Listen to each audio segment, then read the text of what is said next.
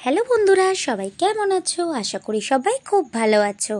দুদিনের ছুটি পেয়ে মা বাবার সঙ্গে চলে গেছিলাম দীঘা ঘুরতে। আজ আমি তোমাদের সঙ্গে শেয়ার করে নেবো আমার দীঘা ঘোরার এক্সপিরিয়েন্স।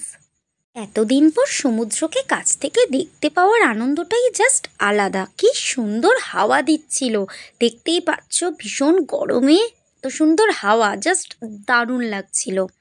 দেখতেই পাচ্ছ কত লোকজন এসছে সি বিচের ধারে, সবাই স্নান করছে। বিকজ এটা দুপুর টাইমে আমরা গিয়ে পৌঁছেছিলাম। এরকম ঢেউ, এত সুন্দর হাওয়া, জাস্ট দারুণ দারুণ অনুভূতিটা।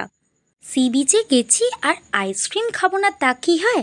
আইসক্রিম বললে ভুল হবে, এটা ছিল কুলফি মালাই। সি বিচের ধারে এরকম কুলফি মালাই খাওয়ার মজাই আলাদা। তার উপরে উপর থেকে নাটস আর চকলেট সস দিলে তো কোনো কথাই হবে না।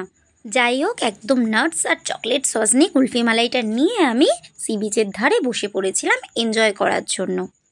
সি বিচের সুন্দর হাওয়ার তার সাথে এরকম সুন্দর কুলফি মালাই, জাস্ট কোনো কথা হবে না। অ্যামেজিং ফিলিংস, দারুণ লাগছিল। যাই হোক, স্নান টান করে আমরা বেরিয়ে পড়েছিলাম লাঞ্চ করার জন্য।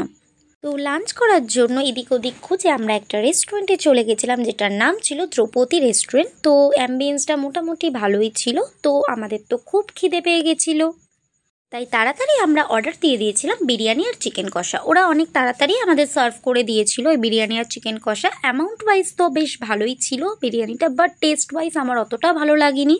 মোস্ট প্রবাবলি ওরা বিরিয়ানিটা ঠিকঠাক দমে বসায়নি, সেই জন্যই এরকম টেস্ট ছিল। বাট চিকেনের পিসটা বেশ বড় দিয়েছিল এবং চিকেনটা বেশ সফট ছিল। আর চিকেন কষার টেস্টটাও বেশ ভালো লেগেছিল আমার। চিকেন কষা নিয়ে কোনো কথা হবে না, দারুণ ছিল। তারপর মিষ্টি মুখের জন্য অর্ডার দিয়ে দিয়েছিলাম মিষ্টি দই, একদম ভাঁড়ের মিষ্টি দই। তো দেখতেই পাচ্ছ দিয়ে দিয়েছিল, আর ভীষণই ভালো খেতে লাগছিলো। টক মিষ্টি একটা ব্যাপার ছিল দইটার মধ্যে। লাঞ্চ শেষ করে একটু রেস্ট নিয়ে সন্ধেবেলায় আবার চলে গেছিলাম সি বিচের ধারে।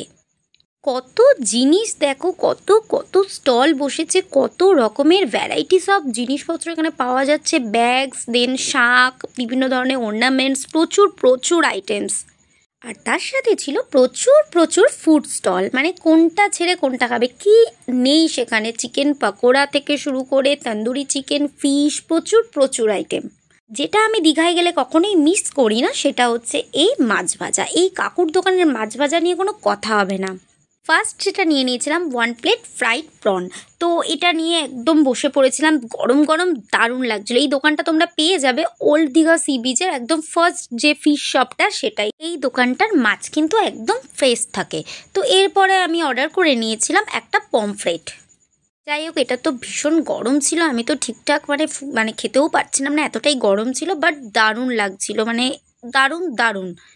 বিচে গেছি আর ফুচকা খাবো না তা কি হয়, তাই ফুচকা থেকে লোভ সামলাতে না পেরে এই কাকিমার দোকান থেকে ফুচকা ট্রাই করে নিয়েছিলাম। ফুচকাটা খেতে মোটামুটি হলেও জায়গাটার তো একটা ব্যাপার আছে। তো এরকম সমুদ্রের ধারে ফুচকা খাওয়ার আনন্দটাই আলাদা। তারপরে এদিক ওদিক একটু ঘুরে আইসক্রিমের স্টল থেকে নিয়ে নিয়েছিলাম একটা আইসক্রিম। এতটা গরম লাগছিল এদিক ওদিক ঘুরে গ্যাদারিংয়ে, তো ভাবলাম একটু আইসক্রিমই খাওয়া যাক। তো যাই হোক, সি বিচের ধারে বসে আইসক্রিমটা এনজয় করলাম। সমুদ্রের ধারে বসে ঢেউ দেখতে তো জাস্ট দারুণ লাগছিল। যাই হোক, আমি তোমাদের সঙ্গে আমার ডে 1 এক্সপিরিয়েন্স শেয়ার করলাম। ডে 2 ভিডিও নিয়ে খুব তাড়াতাড়ি আসছি। Until then, stay tuned, keep watching my videos and don't forget to subscribe my channel. Bye bye.